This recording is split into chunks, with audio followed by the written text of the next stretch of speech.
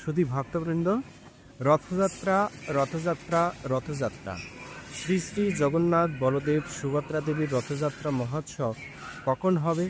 রথযাত্রায় অংশগ্রহণ করলে কি হয়? আজকের এই ভিডিওতে সংক্ষিপ্তভাবে আপনাদের সামনে এই তথ্য তুলে ধরব।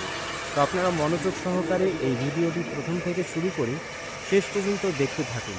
প্রতি বছর এই দিনটির জন্য আমরা অধীর আগ্রহে অপেক্ষা করি, কখন শ্রী শ্রী জগন্নাথ দেবের রথযাত্রা শুরু হবে, এই রথযাত্রা কখন শেষ হবে। এই সম্পূর্ণ বিষয়টি আজকে সংক্ষিপ্ত আকারে আপনাদের সামনে উপস্থাপন করব। তো আপনারা এই ভিডিওটি প্রথম থেকে শুরু করে শেষ পর্যন্ত দেখতে থাকুন।